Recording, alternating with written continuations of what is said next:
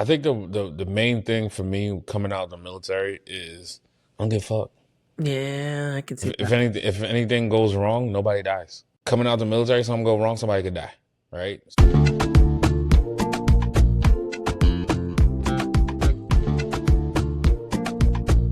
Welcome back. You're tuned into Roots to Realities. It's Kevin B. the Brand alongside Yeah, girl, Shou.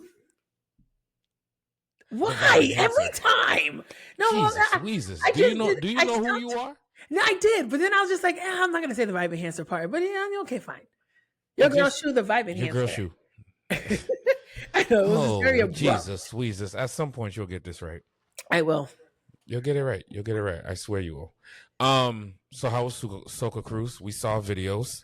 Tell us all about it, and then we'll jump into why you was squatting a whole ass adult on a ship. It was amazing, honestly. So I will say this is the second time that I've gone. The first time I went, I did not sleep at all because it is literally party after party after party. Like there's a party from like 9 to 1, and then 2 to 5, and then 7 to 10. No, 7 to 11, then 11 to 2, then 2 until sunrise. So you're literally partying the entire time. So I did not sleep the first time. This time, however, I made sure to take naps, but it was great. I was gallivanting all through the people's boat. Now, to answer You your said question, gallivanting all through the people's I boat. was I was gallivanting all through the people's boat and through their countries because we went to St. Thomas, Tortola, and Nassau. Nassau, not no, the Bahamas. That place, Nassau. Nassau. Okay, yeah, we went there. Okay, so to answer your question, why there was an adult on my shoulders and I was squatting.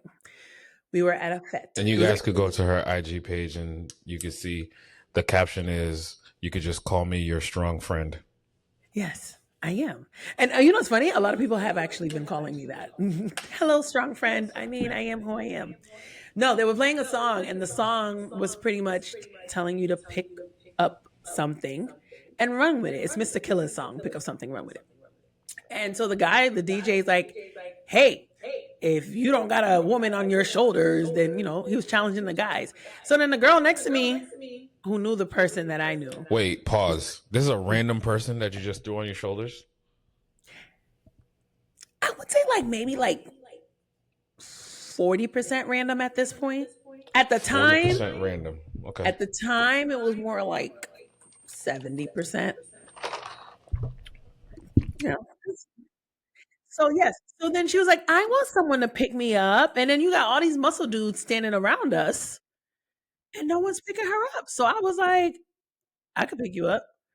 And she was like, seriously? I was like, what are you like 140? And she was like, 130. Okay, sis, my bad. I gave you 10 pounds.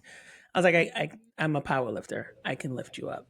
And she's like, are you gonna drop me? Well, do you think I would offer to pick you up if I planned on dropping you? Like, we're on Yes. a we're on a boat for Yes. the next And 5 days. all you guys are drinking. So in her mind, she's like, this is liquid courage at this point, and she's gonna drop me, and I'm gonna fall off the side of this old ship, and the whole Soca cruise is over. No, it wouldn't be. Because But remember, continue. I will say this: back in April, a man lost his leg, and we still continue to party for the remaining of the cruise. But we will talk about that another day. Um, Note to self. but yes, no. So I Soca picked her cruise up, not for me.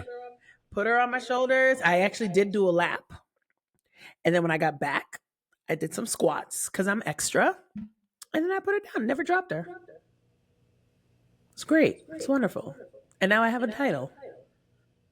What is that? Oh, that's clock it, right? I'm just clapping for you, clocking, whatever these children call this nowadays. What's I think this it's one? a good thing. Whatever. Well, one Anyway, is good and one is bad. So I don't know. I might have just told you the bad one for all I know. it's Welcome okay. to Life After 40. Trying to be cool. Stop it. Let's talk about life before 40. Let's talk about life in our 20s. Let's do it. Let's jump right into it. You Let's know what I go. mean? Because some of us Today we're cry. going to talk about different classrooms, same hustles, right? Amen.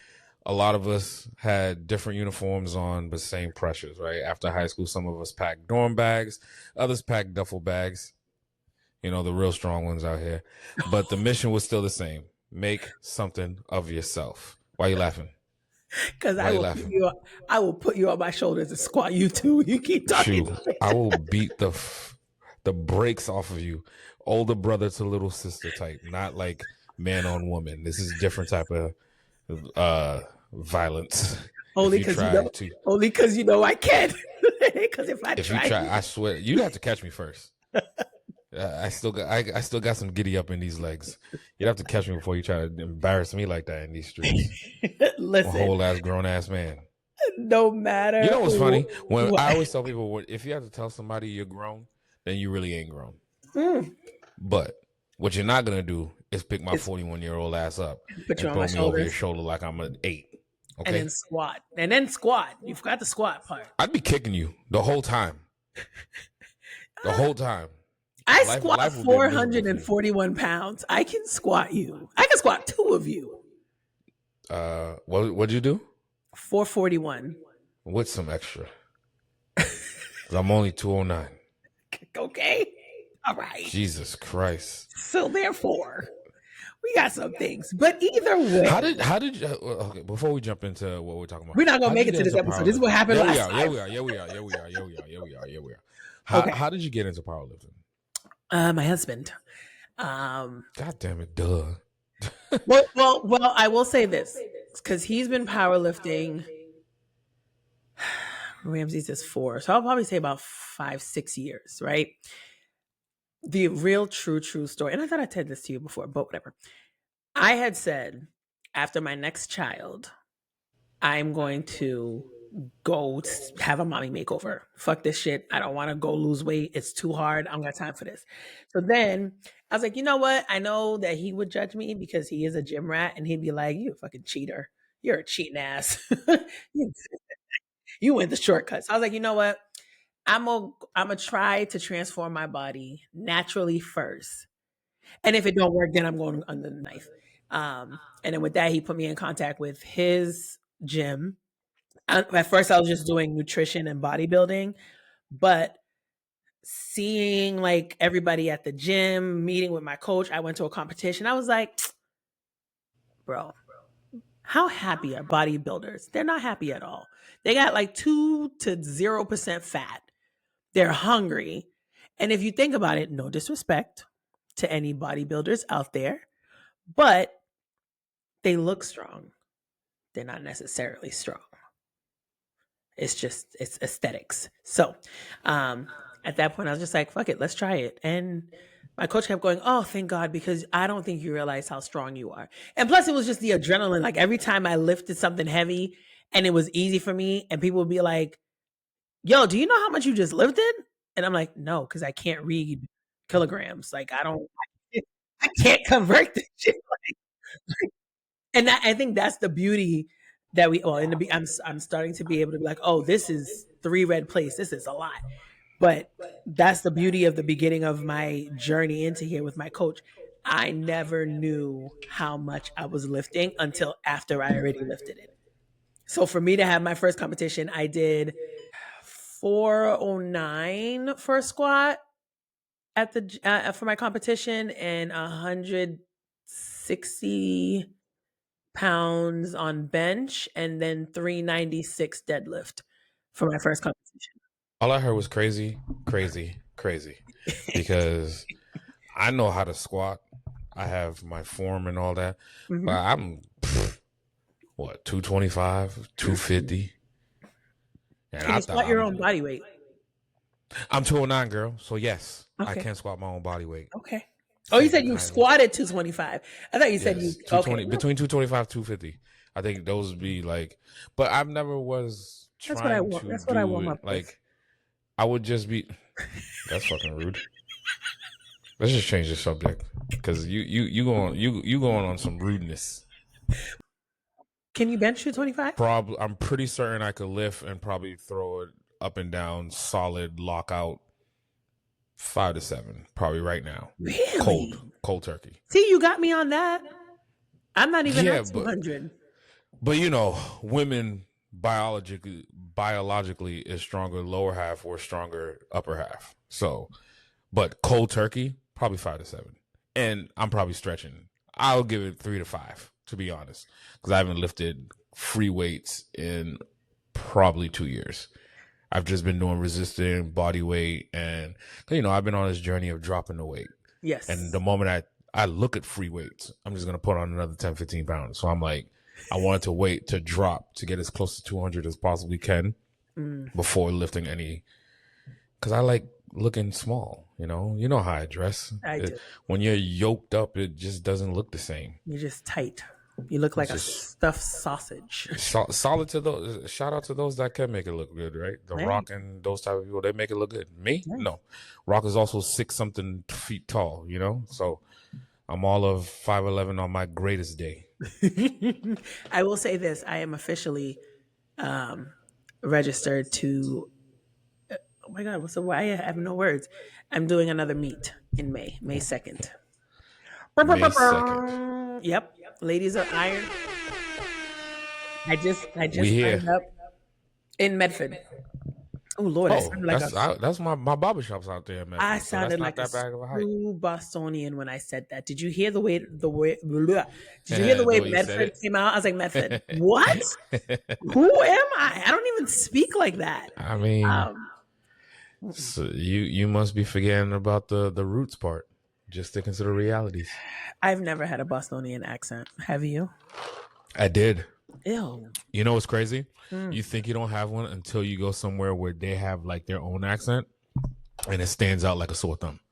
It wasn't until I was in the military I realized I had a Boston accent, and then I took a speech therapy class to get rid of it. You know what's weird? Sometimes I have a down south accent. I have no idea where it came from. I've never lived in the South. Do you have friends that are from the South? Yeah, That's Florida. Where it comes from. I be having yeah. That's where it comes from. Yeah. If you're around certain dialects and you hear it, it becomes part of your dialect. Your own. Yeah. Hey, I had a little Southern twang when I was in the military. Little Southern twang. It wasn't like black Southern twang. It was like country boy. Oh. Yeah. So it was weird.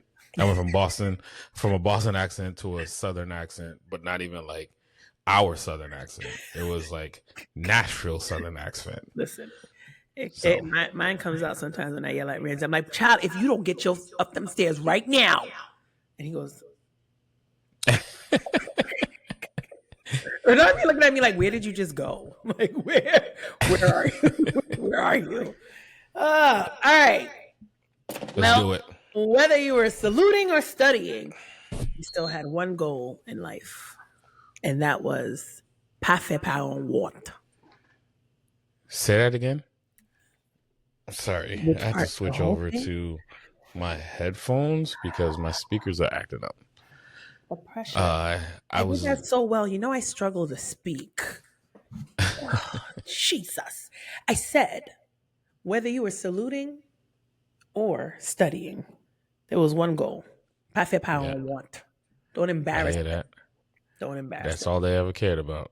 So let's get into it. Let's talk about how me being in the classroom and you being out in the field, two completely different environments, and how it still shaped the same hustle. Because here we are, we got the same end goal, and that's to build a legacy, but also be successful while doing it.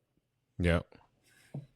So won't you start? Take us to the classroom, which is what most people do. I was going to say, your class, what brought you to the classroom? My parents, my family. I will say this too. Clearly, I didn't get to choose high school. Well, kind of. But no, so went to private school, Saint Mathieu, SMS. Yep, St. Matthew School. We gave ourselves a little nickname. You have to think about it? Yeah, because listen. We weren't all the greatest when it came to spelling and acronyms, okay? And some acronyms meant other shit, so just to make sure I said the right stuff. And I find it funny because, and you know what? You have siblings, so you could tell me if you went through it too. Do you feel like your parents were kind of like, hey, this works for this kid, we're just going to send them all through it?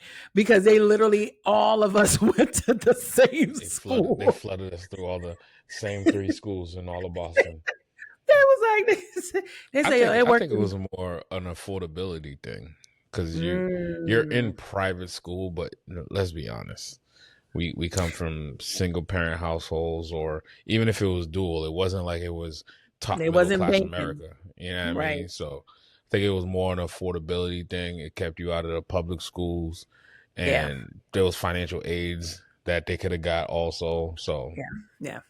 it ain't the independent and private schools that we paying for. That's for sure. Hell no, because you know what? Now that I think about it, Ramsey School is about $16K. I'm pretty sure my parents didn't pay $16K a year for me to go Hell to no. Matthews. It was probably $1,600, maybe A month? for the year. Yeah. I don't know. I'd have to look into that. You I gotta don't know think how about it. much It's St. the Angela's 90s. was. I highly doubt. Yeah. Yeah. Because let's You're put it probably like this. right. When I It was was probably graduating, paying like I would put it's probably less than $5K a year yeah, when we was going in the 90s. yeah. At most 7. No, because I'll tell you why. When I was applying to UMass Boston, Mm-hmm. it was $8K. So ain't no way elementary school was $7K if Well, you met you let your parents tell it. They was paying $1 million for us to go to private school. Oh Jesus! You know what I mean? It Blood, was sweat, and tears. you know the sacrifice they did and hoopla doopla. I'm like, bro, All of you that to chose get us this. to ma vie là pour souffrir. Vous êtes tout ça pour gagner. But anyway, you chose to send me to this school. I'd have been I didn't last. I was gonna say I almost said I would have been fine at public school, but no, I tried it. I did. My dad he had a niece that went to Latin Academy, and he really, really, really wanted me to go to Latin Academy.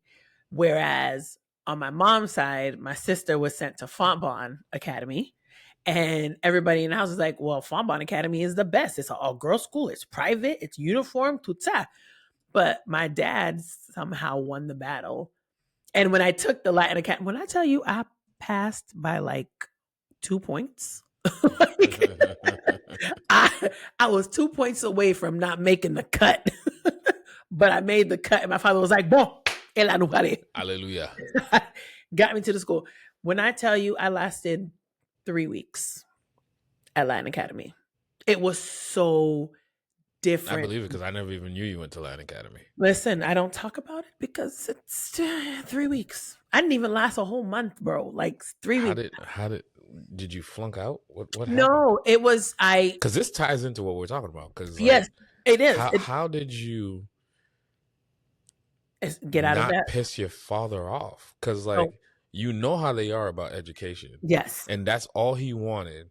And then I don't want to call you a dumbass, but dumbass got kicked out. Well, first of all, you're assuming. You're assuming. Well, clear it up fast. Because right now, your dumbass flunked out at Latin Academy. I did not. You barely got in, and you flunked out in 3 weeks. Like how? There's not even any exams yet, and your ass got flunked out. Honestly, there wasn't any exams. No, I was having anxiety. So you got to also remember, I'm coming from St. Matthew's, which is a small private school where I probably had less than 20 people in a classroom. Yeah. And I don't know how it was at St. Angela's, but for us at St. Matthew's, the teachers rotated and went from classroom to classroom, as opposed to the students moving from one classroom to the next to get to the class. So I get a Latin Academy. You guys changed classroom. So I think third and fourth grade, you would change in between. So like if you're in third grade class right here, your math and your science might be here, but your English and other classes here. But you're literally just cutting through the sections of the classroom. It's like a rotation, right? Then fifth and sixth grade, it's like ends of hallways. And in seventh, eighth grade, it's like your class could be at this hallway, your class could be up there. And it goes like they start preparing you for like moving around, but like teachers didn't move. Their teachers stayed in their classrooms. We moved around. St. Matthew's didn't play that game, no. St. Matthew's said, keep your ass in the classroom. The only time we moved. So you was in the same classroom for all 8 hours of the day besides lunch? Unless no, lunch was in your classroom. The only times you moved was art, music, gym, those type of computer. Man, y'all whack, bro. What? Y'all just stayed in that one little room. In that one little room. Same decor. Same every time. No, you didn't even get to Every day. breathe. Like, you know, when you For finish a class and you're 180 like, days. oh, finally that class is over. I could go to this classroom. Nope. All Nope. right. So how your dumb ass get kicked out of? So you had high anxiety. That's what you told me. Shut your face. That's what you're No, trying to say. I Those are the words now. You know what I mean? Nowadays is high anxiety. I had my mental. Like, you're trying to use that card. In the 90s, it wasn't was like that. that. Well, no, so I could, but I literally I couldn't deal with it. Like I did. I had What like was so wrong with it? it was too much. Like it was too much of a difference. You got to think of it like this too. Latin Academy is a school where they actually start in the 6th grade. Yeah. So for me to come in the 9th grade, everybody else already in the 9th grade have been friends since 6th grade. So there You was couldn't make already, friends. yeah, they were already Oh, clicked up. That was one. oh. 2, Did you tell your parents this list that you're telling me right now? I'm, Because I'm right now I feel like a Haitian parent, and I'm like, I don't give a fuck about what you talking about right now. I couldn't find my classes. The goddamn school is so goddamn big. I couldn't find my classes. It There was is a nobody big there to building. help me. Like, no, what happened is I ended up going to my father and I was crying. And I was like, I don't want to disappoint you, but I can't do it. Like I can't go back. It's not for me. And I'm a daddy's girl. So, and I don't cry. So for him to see, are you about to push a button that's about to be rude? What?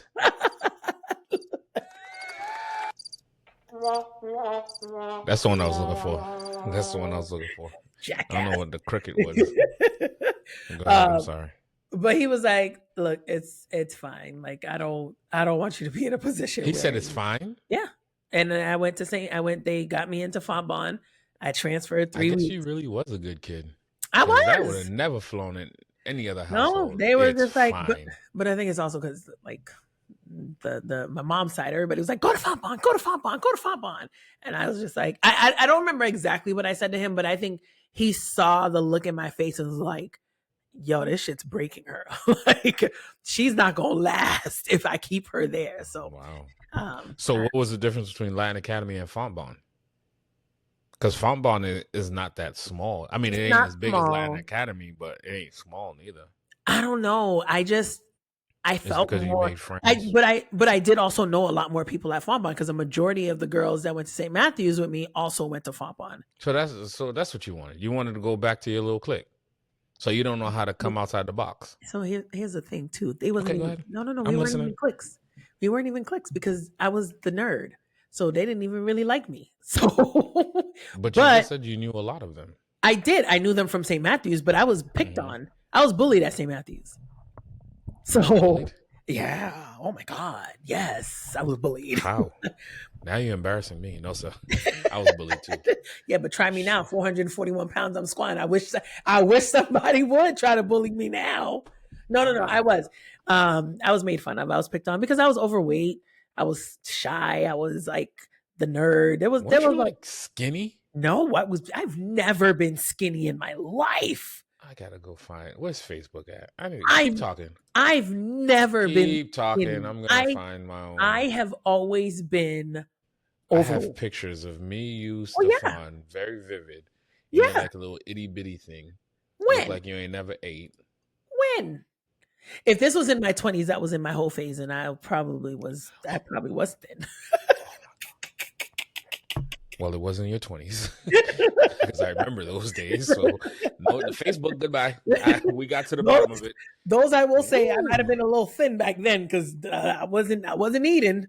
There was a lot of drinking and smoking happening back then, but that's a different episode. But no, so I went from there. Back to this one. I went to Fontbonne, went back to the private era. I don't know. It was just something about, I guess it was the uniform, and it was smaller classrooms. It was a smaller building.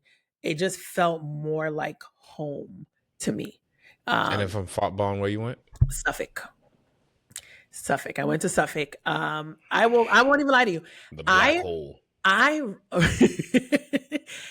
originally wanted to do fashion design. I've been sewing clothes. Not in a Haitian house, that's for sure. Exactly. I have been sewing clothes since I was probably 9 years old.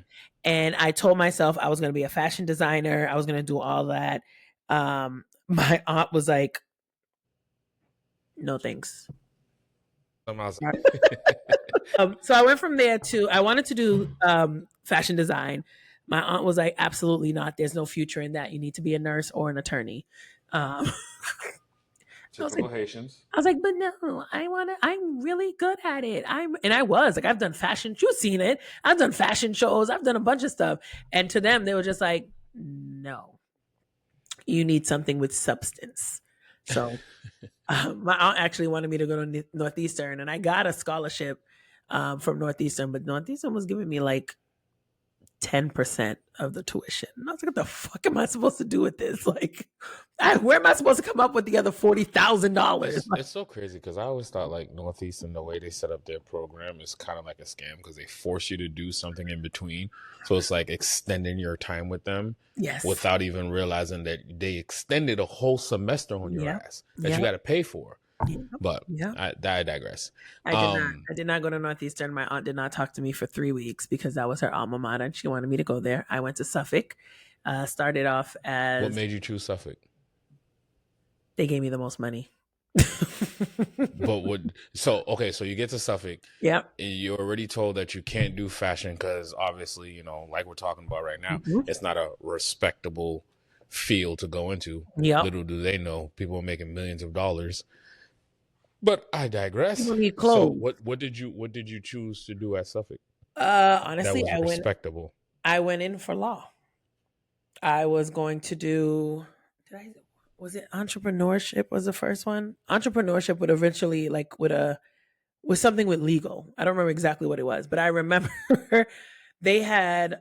I had a class where they had the law students come and talk to us, and the man literally was like, I think he said like 22% of students who start law school, it's only 22% that actually follow through. The rest get like an alcohol problem. They drop out. They don't make it. I was just like, alcohol problem. I was like, what the fuck is happening? Like, no, I don't want. I was like, oh, I kid you not, that same day I went down to the admission center and I was like, I need to change my major. And I went undecided for a little bit. And then I ended up graduating with sociology with a minor a concentration in criminology and law. And did your folks feel as though that was a respectable degree? Honestly, I don't think they care what the degree was in as long as the fact that I got a degree from a university. So why didn't they just let you go into fashion? I only say that because it's like, they have these things, these standards, right? Yep. But the moment we deviate from it, then it becomes as long as you get a degree. So why can't I go do what I want to do? Because I think the criminology and law part had them. It's just Red Bull, by the way. It just happens to be in a red cup. Red cup for the Red Bull. I think the fact that honestly, because it came from a university, I think that's why they didn't care. Because if you ask them, anybody, you can't ask anybody in my household. Well, you know, the old lady, she don't know what I do. She don't know what I do for a living. She don't even know what legal operations means. It's just the fact that the bills are paid. There's food in the refrigerator. I'm going pop, you know what's it? Going pop in a meal. That's it. That's all they care for. So, I don't even think I ever told them what I graduated in. I don't think they ever even asked what I was studying while I was studying it. They don't even read a thing. They just know that they saw you cross that stage from a university. You got a diploma. That's it. That's it. Winning. That's respectable. So that's my side. So I want to hear about how did you get out of not having to go to college and go into the military? Well, we kind of talked about it earlier. I think it was one of those things where I was sitting in a class and, you know, I'm paying for this stuff. And the stuff that they're teaching me, I was like, I already know this. You know what I mean? And it was like, and then I had friends that were a little bit older than me.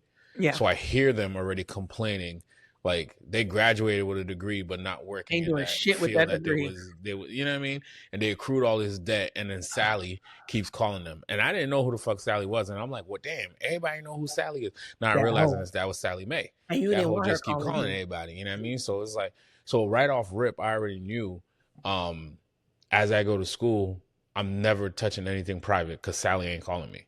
Yeah. With the feds, yeah, they don't give you as much, but there's all types of programs that where they could remove stuff, cancel out debts and all that stuff. So I always knew that off rip because of what I heard. And then sitting in that classroom, and I know I'm paying for some, and I don't like spending money on stuff that I just don't understand. Yeah. Like, no. And like I said, I left school and I went back home that day. I was still at home with my mom, and she was like, I'll give you 2 weeks. It's either you go work or you go back to school. So I was like, prove you. I went and I started working, and then that turned in, and it was always, I always knew I was going to go back to school because we are from that era where it actually meant something to get a degree. Yeah. Nowadays, you need a postgraduate degree to even be somewhat successful. And even with that, you'd be overqualified, and they still not trying to hire So you. you're either overqualified or you're underqualified. Like I don't get it. It's such a weird dynamic. Thank God I'm an entrepreneur. Yeah. So it came down to that. It was that decision led to another, and then I always knew I was going to go back to school, but then I got sidetracked, obviously. And then what really was calling me was the military thing. And it kind of like killed two birds in one stone, right? So I was like, and at the time I wanted to be a cop. I wanted to be on SWAT. I wanted to be on Boston Police, SWAT. And then when I was doing my reserve time in the military, I met the head of Boston SWAT. It was a black dude, smooth brother. Okay. And he was like, yo, we're always looking for brothers, blah, blah. And he literally gave me a step-by-step guide on how I would get there. Okay. So that's when I was like, all right, I'm going to do this so I get my veteran status. I'm going to go back to school and study pre-law at the time, because I always thought I wanted to be in law school and all that stuff. So I was going to do pre-law. And then, long story short, 2 years came to 10 years. And then before I know it, that's when I was getting out of the military. And I was like, all right, I did the physical thing. I did the brute force thing. You know what I mean? Let me go use my brain. It wasn't like I couldn't do it. And now I have all the resources at my disposal. Yeah. So when it was time to, I kind of started testing the field a little bit. So I started taking classes at Austin Peay State University while I was in the military. I left there with a 3.89, by the way. Hey, check you out. I graduated Suffolk at a 2.5. I mean, you still got the same paper, but when I left Austin Peay, I was at 3.89. And then that's like an A, right? No, is that a B minus? You know, it's a A. Hey, look at you. 3.89. Okay. 11 points. And you were 4.0. 4.0. There you go. You said 11 points. Yeah. 0.11 would have made 4.0. Okay, 0.11. You said 11 points. So that's a very big difference. Yeah. 11 points is 14. The listeners knew exactly what I meant. No, here you go. That's your failed Latin Academy. No. That's that failed Latin Academy stint right there. Anyways, moving along. So then when they gave me the offer to get military retired, I was like, oh, okay. Well, I'm going back home where all the bigger name schools are at, or there's just so much plethora of schools, right? Yeah. So I was like, I go back into, in hindsight 2020, I probably should have just went somewhere else. I could have went to Vanderbilt. I could have stayed out there and then really got my degree out there. But whatever, hindsight 2020. Came back home. I applied.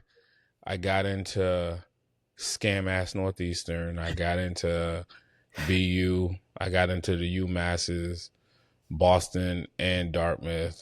I got into Suffolk also. And the only reason why I ended up at Suffolk is they just gave more money when it came to military benefits. Saying, well, they gave more money, period. Suffolk's like, yo, come here. Yeah. Come. Yeah. Yeah, if I could go back in time and do it, I would have took that BU. Really? Yeah, I would have went to BU instead. Why? Because when I think about it, it's like Suffolk offered Yellow Ribbon program up to $25K. What that means is your GI Bill, what people don't realize is there's a cap to it per year. You have to tell people what GI is, because I went to gastric something.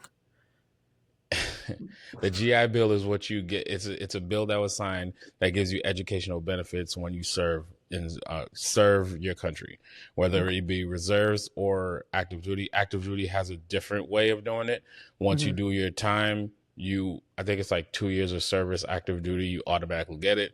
I think reserves, you got to do so many years before you get the full benefits of the GI Bill. But every military personnel gets that. So you have a certain amount of benefits. I think they give you, it's enough to cover 4 years of school. Okay. But with tuitions always on the rise, there's a cap to it. So let's say Suffolk University, it's 17. When I was going, it was almost $18,000 per semester, right? But let's say out of that 18 and 18, what's that? 37? No, 37 a year, almost 40. Let's call it 40, right? Let's say the GI benefits for the year caps you at like 32. Okay. So you want to go to a school that has a yellow ribbon program. Yellow ribbon program, what that does is it pays the difference. So the school puts up half. So let's say the difference is $8,000. Suffolk University will put $4,000 and the government will match the $4,000. That way you're covered throughout all your stuff. You're not coming out of pocket. The whole goal is for the veteran to not have to come out of pocket. Yeah. They give you money for books, which is not really money for books because the price of books went up, but it's still back in the 70s time era. So you get $1,000 for the year for books. In one semester, you done burn through that book stipend. So you do still come out of pocket for certain things. Yeah. Supplies is on you. Yeah. If you need a laptop, iPad, whatever the case may be, that's on you as well. Yeah. Unless you get in, there's another program that's on steroids. If you have your GI Bill, you could apply for this other program. It's don't make me lie to you. It's something readiness program. You apply for it. If you're approved, that pretty much takes you from beginning to end. Whatever you need. So like if you're going to law school, if you're going to a trade school, they will pay for the training or any type of schooling that you need to go to before you even start the school. If you need any tools, if you need laptops, whatever it is to make sure that you're best set up for success, they will do that for you. But you got to apply, you got to do some research and blah, blah, and say, hey, this is what I want to do with my career. And this is how this will help me, whatever the case may be. Okay. So GI Bill covers that. So when you talk about yellow ribbon program, when you hear Suffolk University will go up to $25,000, you're like, shit, I'm going to go there. Because BU, it was like, and don't hold me to these numbers. This was years ago. It could have changed. Let's say BU at the time was only $8,000. So in my mind, I'm like, damn, BU, you're almost like 45 a year. Yeah. If you're only covering up to 8, then I'm going to still be at a deficit. Yeah. But in reality, you wasn't going to be at no deficit, to be completely honest. Yeah. And Suffolk's number was so loud and large. I'm telling you. I was like, oh, that's where I'm going. Yeah. When in reality, I should have took my ass to BU. And I should, yeah. Hindsight 2020. But whatever. Like you said, when I first went into the military, my mom, I think it confused a lot of people to the point where they didn't know what to say, what to do. Yeah. And it was like, well, we don't do this. We don't know how to react to this. And it's a respectable profession. Yeah. But you're trying to, they was telling me I'm trying to go kill myself. So that's one time they wanted to talk about mental health. They thought I was crazy. Right. So after when I got out the military, proud mama, and she want to keep telling people how her son's in the military, blah blah blah, this that there. But then when I went back to school, oh man, double whammy at that point. It's like, what? He did that, now he's doing this. Now you do this. What you should have done first. Yeah, nah, chill out. You wasn't paying that bill at all. That's the thing, that you want me to go do something, but you're not paying the bill. Chill out. I get it. You paid your bill the first time, so you're not gonna pay for it now. I get all that. I didn't tell you to front load that bill. I would rather you had held on to that money and helped me with the college part. Which they always tell you they're going to, and then college comes around where you graduate and it's time to start paying Sally Mae back. And they're kind of like, get club, get papier. You have the degree. Go get your job to pay for it. I will say something I learned, because just like you, I did end up going back to school. Oh my God, I was almost a career student. I went back to school a couple of times to get my paralegal certification. And then I have my I paralegal got one of those certification. too. I don't know what the fuck to do with it, but I got one. We're like, hey, and it, it was one of those things where my job paid for that one, and then I have a business certificate from Babson, but In I what? Just business? um, manage what is it? CAM, Certificate in Advanced Management and Business. The fact that you had to think about what that Because was it was the about. acronym, it said CAM was I remember seeing CAM on the paper, so I had to at advanced management. Don't do me. I told you there's a lot of I'm just asking a there's a lot question. of acronyms in my life. I got to remember them shit because they're all different. Because then I could have been like CAM, and you would have thought I was talking about the fucking money transfer place. The You people might have that's been. transferring money in the dooms. See. That's yeah. But I will say, and then we'll get back on track. But I learned going back to school as an adult, you have a whole different respect for it. Facts. Because Facts. I will say when in college is college, you're fucking in your 20s, you just want to be out of here. You're doing this because you have to. You've been told to. It's the thing to do. When you're an adult and you go back to school, you're kind of like, no, I'm paying attention to everything. In college as a teenager, you sitting in the back, you chilling, you laughing, you kikiing, you barely taking notes if you taking notes.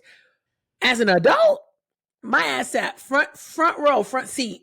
I'm taking first of all because I'm blind, I can't see shit back there. I need to sit in the front. I answered. I did all the readings. I was taking notes. I'm doing recordings like a student. No. I don't want to be. I was my mother at that point because I'm kind of like, I remember taking a test. At one point let me tell you something, even in postgraduate, at one point I was doing nursing because I wanted to be a nurse because I was like, ooh, I've been taking care of my mom who's sick. Maybe nursing is my call. So I went to fucking RCC. I was taking night classes and it was a thing. But when I was at RCC, I remember taking a test and I think I got like an 85 and I was like, oh, what? And I'm like reading over it, and I'm telling Renard about it, and he was like, I was like, no, this is right. I'm gonna find this answer in the book and show him. He's like, bro, it's an 85. Like I said, no, I don't get 85s. Like it was bad. I was my parents. Guess what? I went back and I fought it, and I got a 98.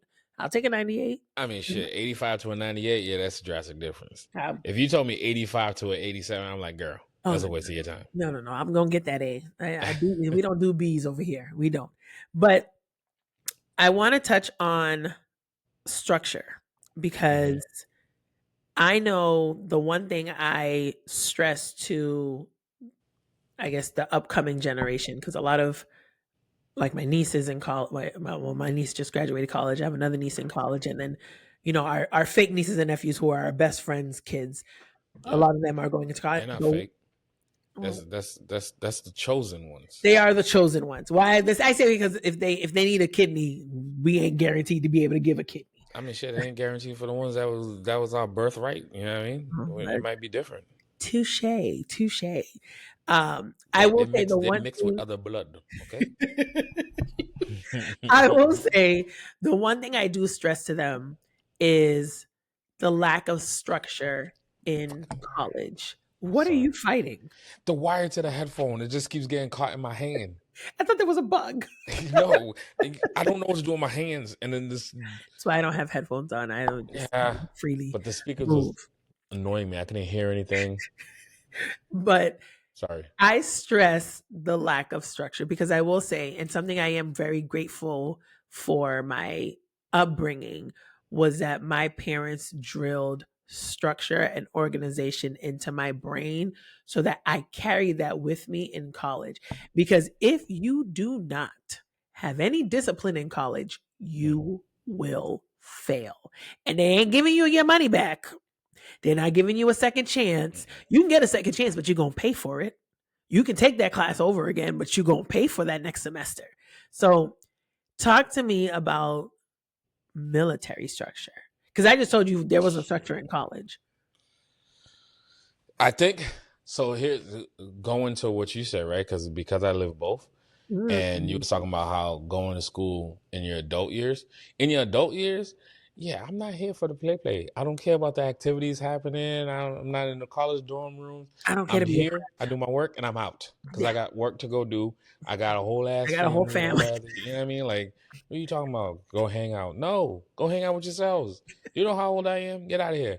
Um, but the structure that I got out the military Yeah. actually helped me, Yeah. right? Okay. I think remember I said I started going to school a semester early before I came into the back home. Mm-hmm. So I kind of got my feet wet in that, and not to mention my unit was allowing me to go to classes in the middle of the day of the duty day. So I they thought you told almost said me in the middle of the I war. couldn't. No, no. Chill out. This is when we were stateside. Um, they told me if I got a C, then they will pull me right out and come back to work. No. So ever since then, like when I would go sitting in class, if they would give me an assignment, because I don't know what tomorrow's day is gonna be like, if I'm gonna get called up because a soldier got a DUI overnight and all this stuff, because you still gotta maintain your duties as a sergeant, right? Yeah. And trust that the leaders that are underneath you are doing their part. Yeah. So anything could go wrong the next day. So like I would get an assignment that day. That day, I'm doing the assignment. I don't care if it's due a week later and all that stuff. That's how I ended up like, and then I'd be so far ahead, I could do the extra credits and I could do all this other stuff. So like when it was like, oh, we got this and that, I'm just done. You know what I mean? And then I kind of created a lone wolf syndrome also because I would tell the professors like, hey, I'm not going to be able to work in this group project. I will take on it all by myself if you allow this, blah, blah, blah, only because I don't want to be able to get called back to the unit to deal with some, and then I'm responsible for other people's grades. So sometimes they would give me some leeway. Other times they'd be like, no, you could work with that other soldier that's in this classroom over here. Okay, bye. Thank you very much. I think that helped me get back into the groove of things. Obviously, it drastically helped with me coming back home with a 3.8. Let's be completely honest. When I graduated undergrad, I was 3.2, 3.3. It was somewhere where I was cut off where I didn't get that extra rope, which pissed me the fuck off. But whatever. Fuck the goddamn rope. All right? God damn it. I'll go buy you one. I'll buy you a rope. What color do you want? No, I don't want it anymore. I don't want it no more. You want it gold? Bye. Anyways, So I think structure wise, you're annoying. I think structure wise, the military helped me because prior to that, and even through all my undergrad, even when I went through the paralegal program, when I went through my master's program, I didn't realize I never knew how to study right. Tell me about that. No matter how much structure I had, I just was able to, if I'm in a classroom and I heard it, my memory was impeccable. Oh. So like when it came to test time, I was gooch. Oh. If you call, you might think that I'm asleep because I probably was asleep, but you call me, I'm gonna be able to answer what the hell you was just talking about. I don't know how, but I was able to do that. But it wasn't until law school I realized, oh shit, it's not really memorization and spit the shit back out. I actually have to comprehend what it is that what this case is about. Yep.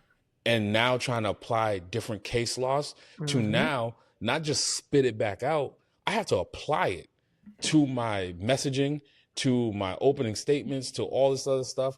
Why this case law is going to matter and can change it. Yo, that's when I realized like, oh shit, I thought I was smart, but I'm not really that. Let me not say I'm not that smart. I just didn't have good study habits because I never had to. It all came easy. To you. Like I could fall asleep and I'm gonna piss out a B. You know what I mean? Like when I got C's, you're not a show off at all. No. Let's not get this twisted. There was a couple C's, but I was a whole ass adult and nobody was like pressuring me for shit. You know what I mean? Like I've gotten C's and I've gotten a couple D's and I just been like, I don't give a shit. I passed. Moving on. I don't give a shit about this shit because I knew, all right, this class right here, I'm gonna get a C, so that means I get 2 A's to make up for that shit. And even my mentor, he used to tell me, he was like, I could tell the classes that you care about and the ones that you don't care about, because when it came to the marketing shit, A's. When it came to the core classes, B's, shit that you just forced onto me and I don't give a flying fuck about, C. Maybe even there was a couple of D's in there too. I will say this.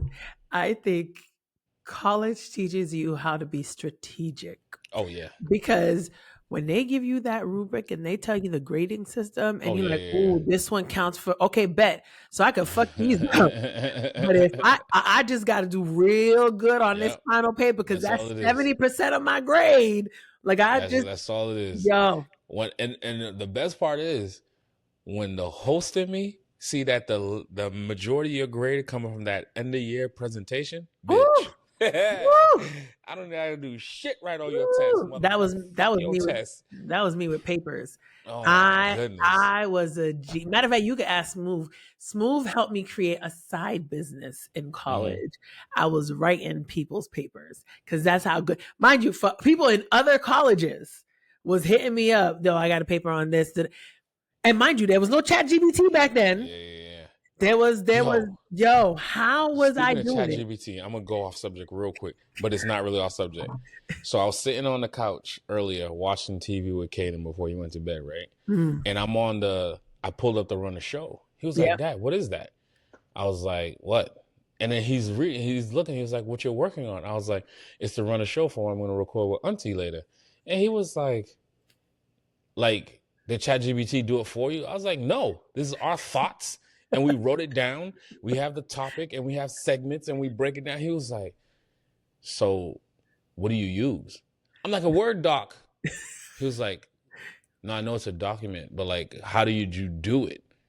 I was like, oh my God, They this don't know. generation, they don't know. They don't And I was really know. saying, I was like, and then now I feel like a dummy trying to explain what Word doc is. Yo, It's a blank piece of paper. You type words onto it and then yo, you outline and then you have the topics and you break it. And he was like, oh, yo.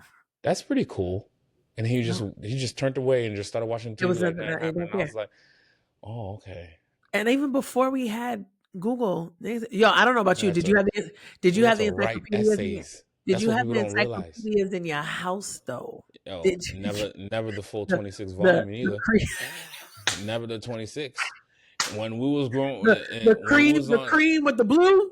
when we was at Tennis Road, and the encyclopedia people came around, it became like a barter Oh, system with like different households. Yo, we'll get yo, 1 through 5.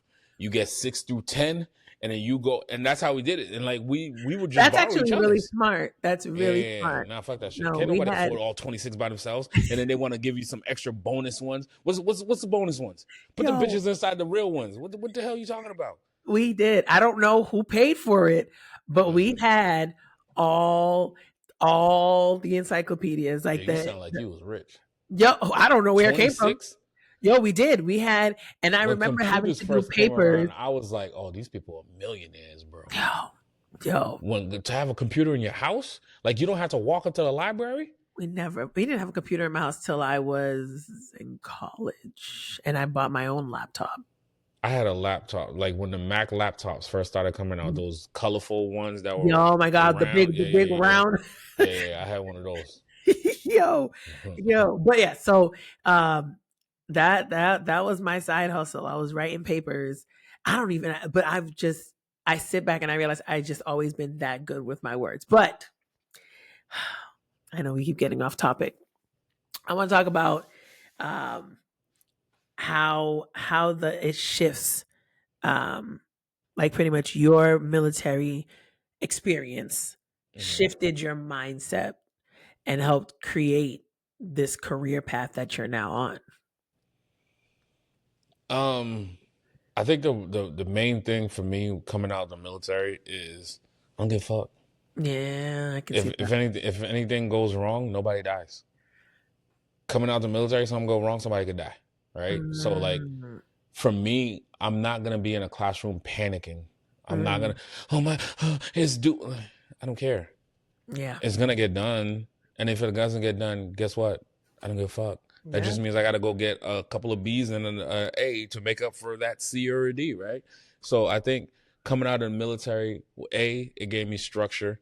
It gave me it gave me a lot of discipline to stick to a lot mhm, of things, right? mhm, So like if I said I'm gonna be doing this, if I start some, I'm gonna give it to the best of my ability. Does that mean it's automatically gonna be an A or B? No, yeah, but I'm gonna give it the best, and I'm gonna seek out.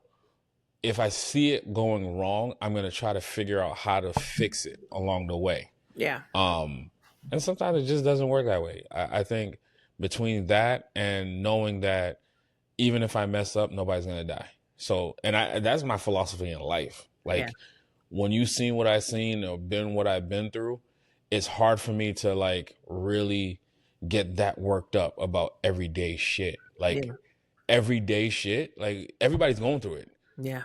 And then when you sit back and you think about it, I'm not gonna sit here and lie like I got it going on and all that shit. But like, if this was life and this is it, this is the plateau of it all, shit, I'm good.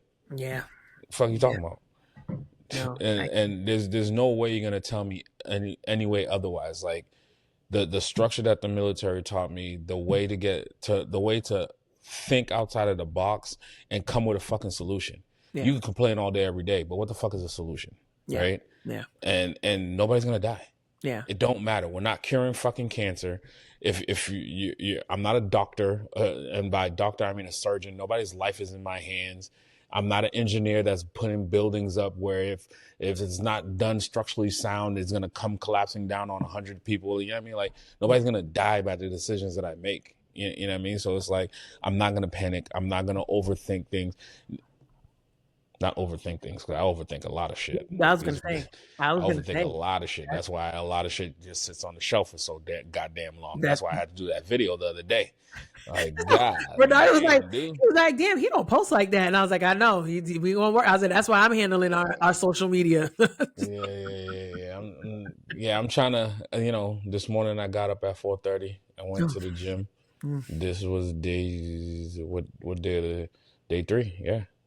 Trying to start new routines on that, new routines with the media stuff. You need 18 more days to make it happen. I feel as though the further away I get from the military, the more I get away from that structure and discipline that I had.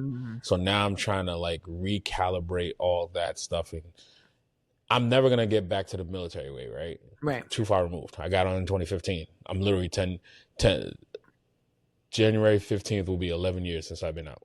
Really? Yeah, that's crazy, right? I feel like you've been out longer than that. Nah, I would have been retiring this year if I did all my years. So you met Renard in 2015. I feel like you met him earlier than that. Girl, I was coming home. Oh, because I was like, no, because you definitely came to the apartment in JP. Yeah. Okay. Yeah. I would be coming home, but I didn't get out till 2015. Damn. Technically, I was really done with the military in summer of 14, but I built up so much days and all that stuff. They could only buy back so much. They could only, so like I had to stay, and then I started school. So I was like, I'm gonna ride out the semester. Then I'll make my official leave date January. So, but after school semester ended, that's when I packed everything up and I came back up here. And January 2015, I was officially retired out of the military. Medically retired out of the military. There's a difference. Would you let Caden go to the military? No. Oh, why? He'd have to. So people ask me this all the time. Me and Tiffany just had the same question. And I think me and his mom had the same conversation also. Is you don't have to. I joined the military because it was something that was innate in me that just kept calling for that. So you'd have to tell me it's something like that, or like I knew I was going to go back to school. I knew I didn't want to pay for fucking school. Yeah. You don't have those problems. You see what I'm saying? So it's like, what are you doing it for? Yeah. Don't do it because you saw that I did it. Like, yes, you see all this. It's nice, pretty. It looks good. The uniform, blah, blah.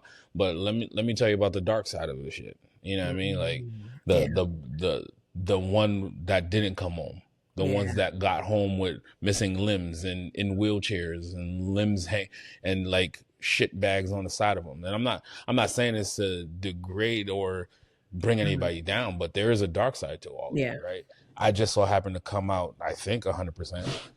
But I got my own battle scars to deal with. Yeah. Got all the limbs. I got all my faculties somewhat. Yeah. You know what I mean? But I battled the separate demons, the ones you can't see. Yeah. So what do you need to go in there for? And then if you tell me, hey dad, blah, blah, blah, blah, blah, blah, blah, I'm like, all right, cool. Go in as an officer. Okay. Go to school, get your degree, You could go to school and have them paying for it, get your degree, go in with a craft. I went in to be a shooter, but that's what I wanted to do. Yeah. But when you come out as a shooter, there's not much you could do with that. Yeah. There's not a profession out there for fucking looking for killers. They're looking for peaceful officers of the law. You know what I mean? They want security guards. So what are your skills on LinkedIn? I'm a shooter. I'm a shooter. I mean, there's more to what I did, but like, right. Let's be completely honest. That's the job. The job was a shooter. Yeah. But yes, I have supervisor skills. I have management skills. I have money management, accounting, and all that. Like, like when you really break down what a staff sergeant is in the military, it's the equivalent of a manager of a major Fortune 500 company, right? So it sounds cool, but the main thing was the main thing, right? That's what the United States government invested more than $1 million into me for. So now ask me, my turn, ask me. Go ahead, girl. No, I said you ask me. Go ahead, girl. Jesus Christ. You know I'm difficult. Go ahead. I will say, I will not force Ramses or Roman to go to college. How ironic. Are you talking about college or the military? College. I thought the question was military. Well, that's because that's the experience you have. Oh, but I have experience at college too. Me. Yeah, as an adult, I don't count that. I'm talking about like after high school. I want Caden to have the real college experience. Yes, I never had that. Yeah, you had it as an adult. Like, so to me, I'm kind of like, you got to make that decision at 17 or 18. Technically, Caden is going to look to you for guidance on that step. Whereas when you went to college, you already knew what you like. I'm a fucking you're in your big old age, like you. Like, but even with the college thing, so I answered earlier about the military. When it comes to the college thing, it's one of those things in this day and age where you could be so successful without going to college. Yeah. So I understand that, but what's the plan? Right. There are things that I did not get with going to a traditional route of undergrad. Right. You didn't get that camaraderie. You didn't get those. But, you know, I grew up in an era where we was partying. I was a social butterfly and all that stuff. So, like, did I miss that much? No, not really. But you still missed a little element of, like, rolling out of bed and the community that you're building, that you're choosing to build in, right? Nobody chose this for you. You're choosing in the clubs and all that. So my whole thing when it comes to college, when I tell my nieces, even though my sisters, they get upset at me when I say it, it was like, what if it was Caden? I would say the same thing. What's the plan? Yeah. If you don't want to go to college, what's the plan? When I chose not to go to college, that's what I was told. I was told, go back to school or get a job. That's not what I'm telling you now. I just want to know what's the plan. Yeah. Oh, I just want to take a year off because I want to do X. Or I want to go into the field, learn what it is before I go to school, and then really take on what the whole school thing is about. And don't tell me nothing about financial because you're already set financially for school. Yeah. So it's not a financial thing. I just need to know what's the plan. Right. So that's my answer on the college part. Go. Yes. No, I think it's similar. I think because of the experience that I had and I was forced to go to college, and I kind of feel like, and I don't think college was a waste. Mm-hmm. I just finished finally paying off my private loans. And I graduated 2009. We are in 2025. I think I paid my private loans off back in 2021. So what's that? That's 11 years? Was that 11 years? 12 years. 09 to 11. Yeah, that's 12 years. Yee. Took me 12 years. You did good. Well, some people will be holding on to that hole for like 20, 25 years. But you know why, though? Because they called me one year. They called me the final time to like to like pay it off. And he was like, yeah, your loans are at this point, I think it was at 30K left. Mm-hmm. And he was like, yeah, we can just sum it up because it had been 7 years. Because, after 7 years, it's no longer on your tax, whatever, your credit score. That's what I heard. Really? Unless it's a myth. Maybe I'm lying to you. I could have I don't know. sworn. I don't know these problems, so I don't know Yeah, you how the don't. private This stuff is works. your life. I'm sure someone said after 7 years, and you know what, viewers, correct me if I'm wrong, because if that's the case, I need to stop lying to people. But I was told after 7 years, it falls off your credit score. So or any debt that you have after 7 years falls off your credit score. So, we were I hitting don't know year about 7. falling off, but Or maybe it shows up as something. I guess not, whatever it is. But they was trying hard, what? and they was trying to get me to pay. I think they was trying to bring the 30 down to 10. And they were like, if you could just pay, you could settle it for 10,000, and da da da da. And I was just like, I don't got it. And I actually just buried my father, so I don't feel like having this conversation. And you can call me next month. They called me back in January. The man said we could settle it for 2,500. Boom, got it. All right, cool. You want to pay me by Friday? Bet. Paid him off. That's crazy. Done. I walked out of Suffolk with over $100,000 in debt, and 12 years later, I settled it for 2,500. And that proves how much of a scam our government is. But that's a conversation for another day. But to go back, no, I wouldn't force my kids to go to college, but I think it goes to what you were saying. If you're not going to go to college, what is your plan? Because you're not finna sit in my house, eat my food. You're not saying this motherfucking house. I almost put my address out there. Not at B Manor. No. And you're not staying at your mama house either. Like, Nope. you need to figure it the fuck out. You grown. Figure it out. Now, you give me a solid plan and say, hey, this is my plan, this is my action, blah, blah, blah. All right, cool. Because I'm going to tell you what's not going to happen. I'm not releasing your funds. I'm not releasing none of that shit until you actually graduate from something, or you're telling me, hey, I'm going to business, and then I need a business plan, because that's why I'm giving it to you as a loan now. Yep. Because it ain't your money. To answer your question, yes, federal student loans can eventually fall off of your credit report, but not simply after a set number of years like the old myth of 7 years. The negative information from a defaulted federal student loan typically disappears after 7 years after the default. However, a loan is in good standing will stay on your credit report for the entire 10 years that it has the paid as agreed status. I don't even know what you just read to me, but okay. That's the answer for what you were saying. It's not like 7 years. Technically, it's 10 like years. I've As been long lying. as it's paid as agreed status. After 10 years, it says it doesn't fall off, but it does fall off. That's so weird. I hate the way the credit. No, that's the biggest fucking scam of them all. If I miss a payment, you know what I mean, I lose 100 points. If I pay on time for 100 fucking years, you're gonna give me 20 points. Make it make sense to me. Make it make fucking sense to me.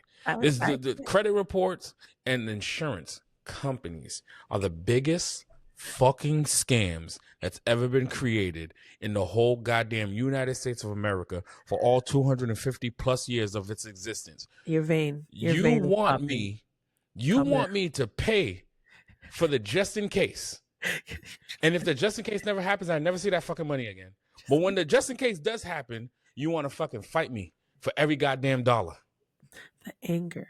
I want you to take I don't like scam stuff. Yeah. Like, you don't force me to take something that I don't want to fucking pay for.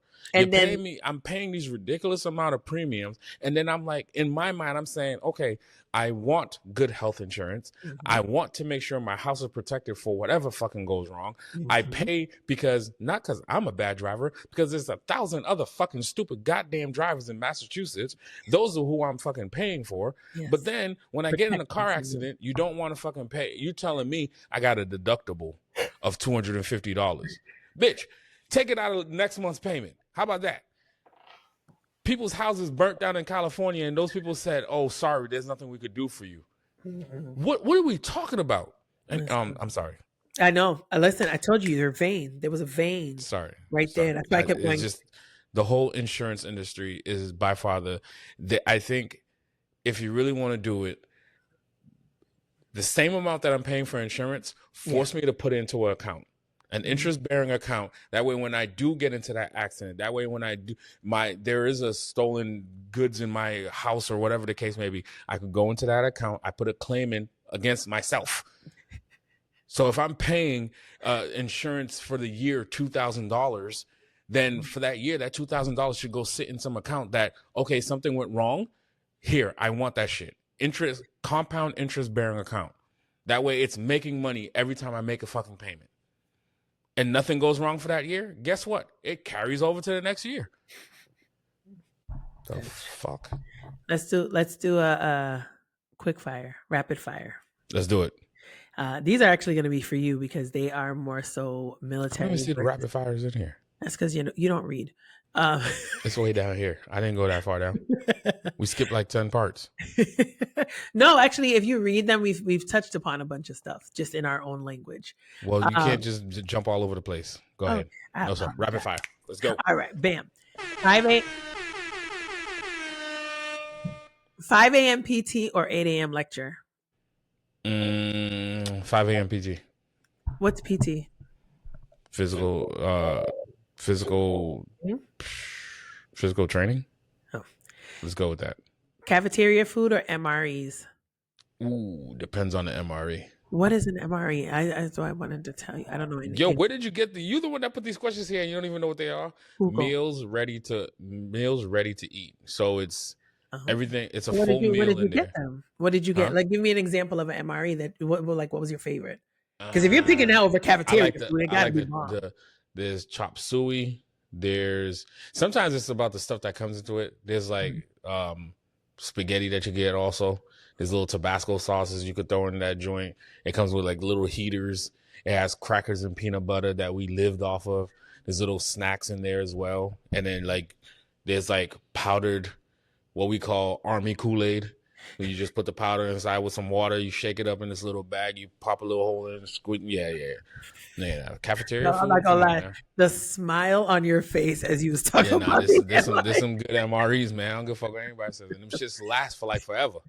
You throw a case of them bitches down in your. Yo, there was times where I was back in America still looking for MREs. I'd find them in my bag after coming from like a field training exercise, and I'm in America like, oh shit, I need to eat that. I'm gonna eat this shit right here. That's dinner. Yeah. All right, stricter authority: a drill sergeant or a Haitian mother? Drills aren't. Really? Them motherfuckers put hands on you, okay? Haitian mothers put hands on you too. Yeah, but mine was all of 5 feet nothing. That's at some point it was just like, all right, lady, come on now, chill out.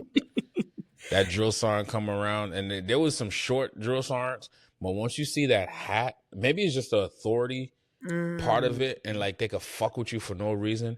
A Haitian mom ain't really fucking with you for no reason. It seemed like that when we were younger, but like. Nah, drill sergeant. These motherfuckers used to walk through the cafeteria talking and start shaking your table while you're trying to eat, and you can't move. You're still trying to finish your food, and you're holding on to cups talking about earthquake.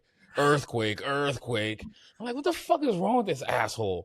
We only got 2 minutes to fucking eat. Like the moment you sit down, if the table behind you gets up, but go ahead. Yeah. If the table behind you gets up, that means every table in front of them has to get up. They're done also.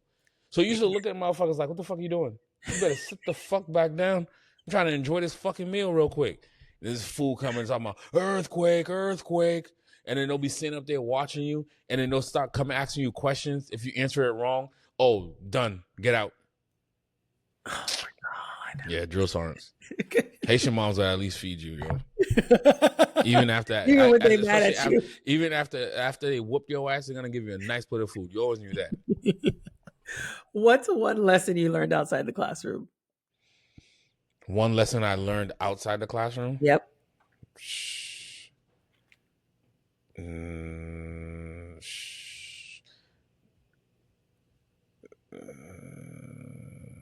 You go first. You go first on this one. Honestly, there's no wrong way. Fuck that. They told me that shit in law school too. There's really no wrong answer. No. Bitch, there is. There's a fucking wrong answer. No. That's why there's winners and losers. There's a fucking wrong answer. No, it's just the letter of the law and how you interpret it. So there's a wrong answer. I don't know what fuck you told me. One lesson that I learned outside of the classroom is it's hard because a lot of my stuff I learned before going into the classroom. So by the time I got to the classroom, it was like redundant stuff. Mm-hmm. Okay. I don't feel as though I'm not gonna sit here and try to lie to you. I didn't learn anything in undergrad. I barely learned anything in my master's program. Now I will say the things that I did learn is how to write a proper business proposal. Okay. So it helped me now as a business person. Like I knew how to be an entrepreneur, but I didn't have the structure behind me to do it right. Okay. But it ain't nothing that I didn't have to pay $17,000 every 3 months for that. I could have went to YouTube University, or I could have took a specialized class, or found me a fucking mentor, or gone into the field and learned from the bottom up. You know what I mean? So, and this is not saying don't go to college. This is not that endorsement. I think there are certain things that you do learn from practical hands-on, but you could also get that in the field. But sometimes you can't get into the field until you get the degree. So it's a fucked up system that we live in. But yeah, I think that would be my answer. Okay.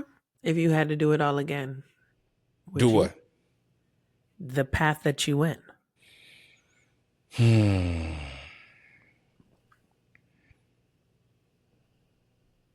I want to say yes because it ended up how it was supposed to end up. Okay. I don't believe in redos. You made your decision. Now you just gotta live with whatever path it took it down.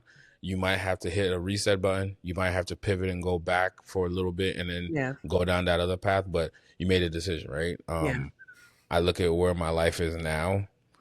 I don't know how it would be better.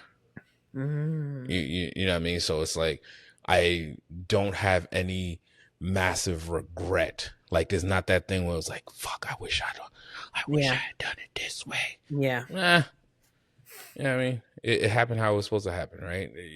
That decision that I made in 2009 to leave Best Buy and go into the military.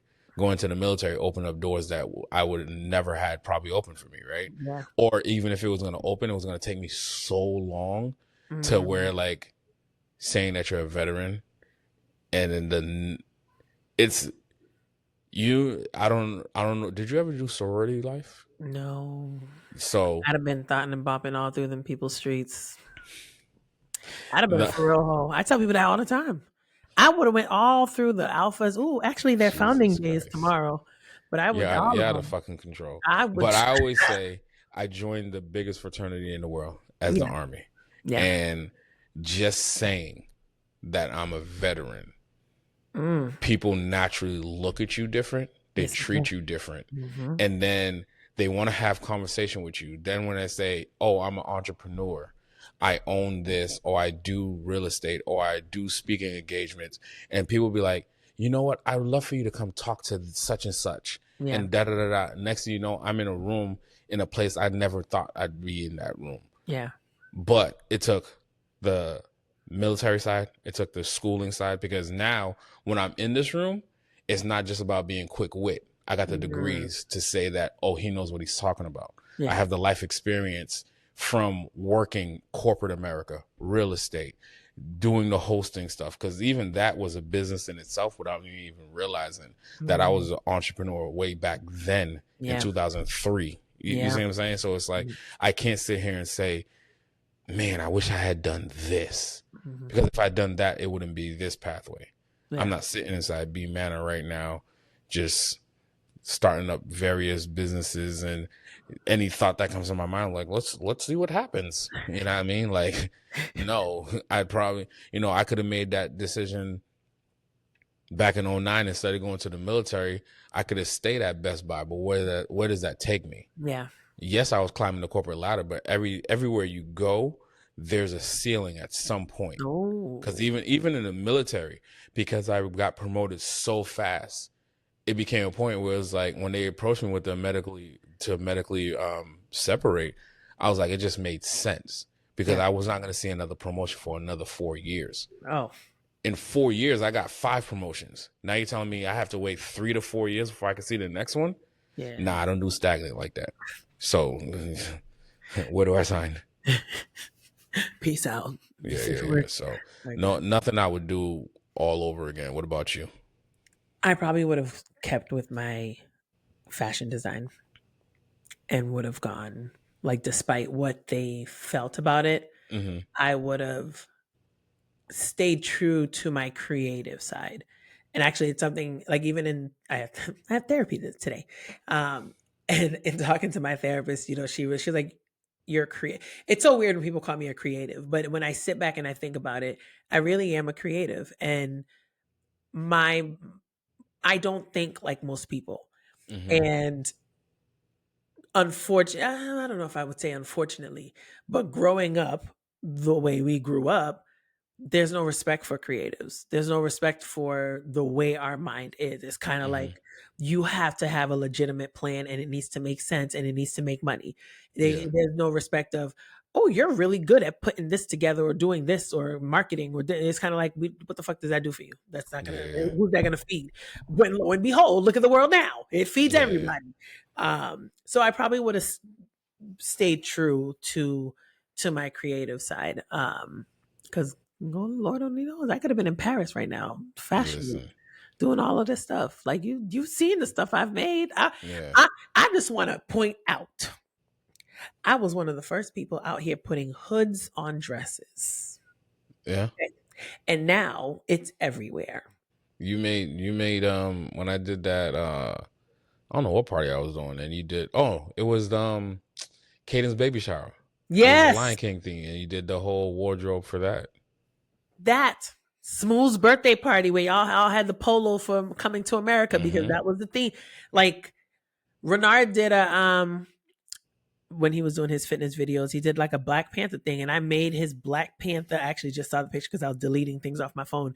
I made his Black Panther blazer where like the fucking people over here talking about, Dad, what is that? What is that? Well, that's not gonna take you anywhere. You let them tell it. When I started, doing the hosting stuff or emceeing stuff, whatever the case was, they said I was just talking shit on a microphone. That's not a real job. Now look at it. Yeah. People making millions. I've made good money over the years, and I've traveled the world by a microphone. Yeah. Because you was talking shit on the microphone. It's putting me in rooms that I would have never been. I've hosted weddings for celebrity athletes.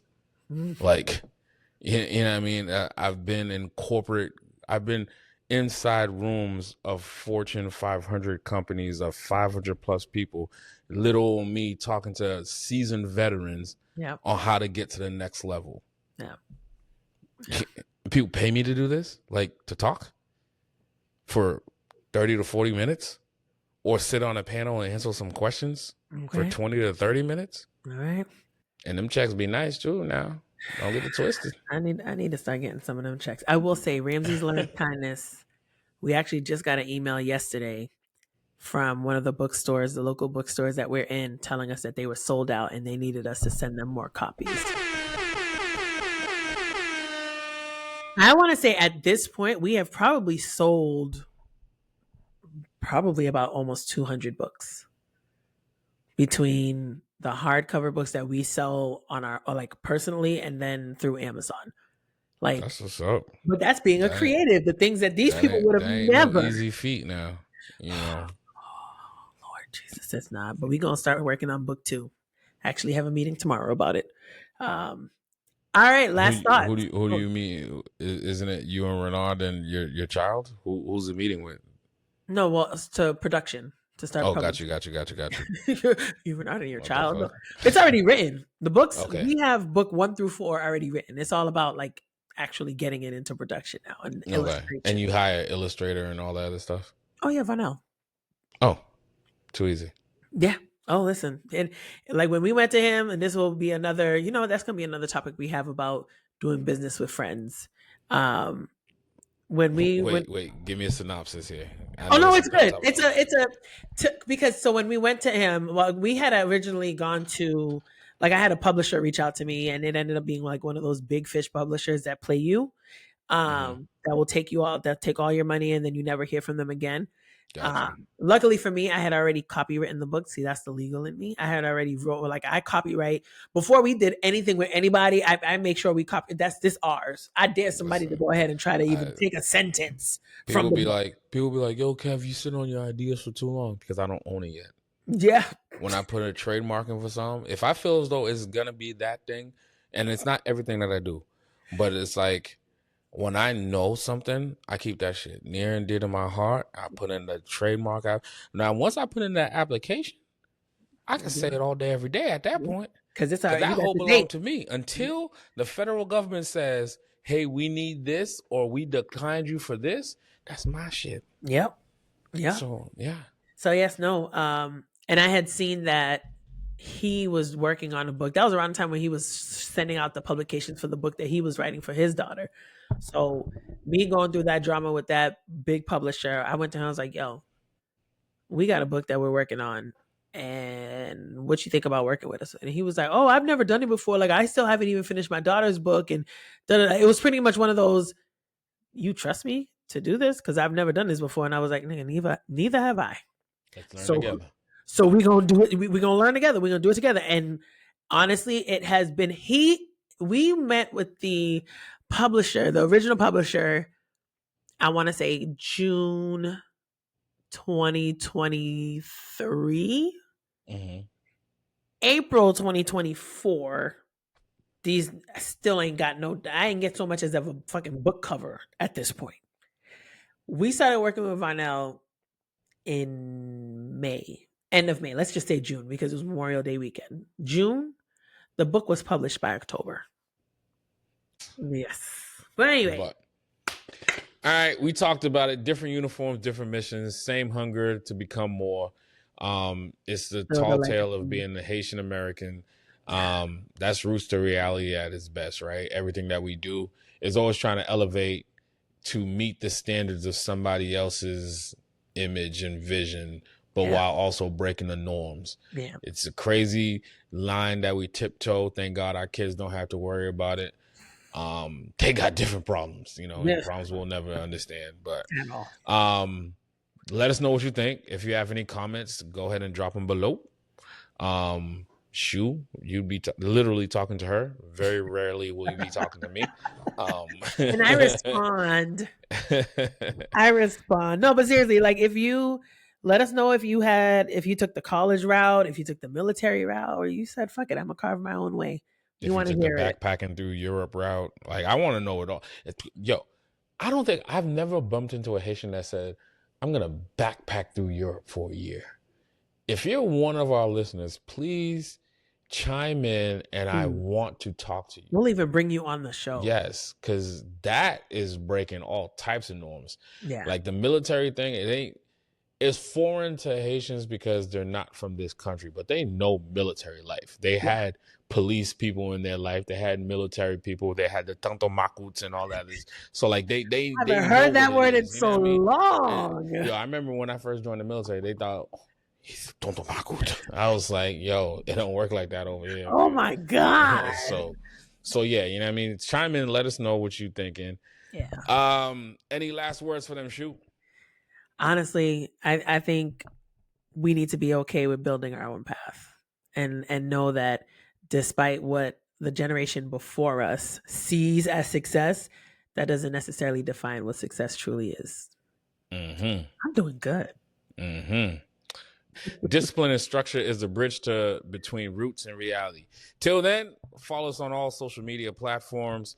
Roots to Realities on IG, TikTok, YouTube. Tag someone who needs to hear this one. Till then, it's your boy Kevin B. the Brand alongside your girl Shou, the Vibe Enhancer. See you next week.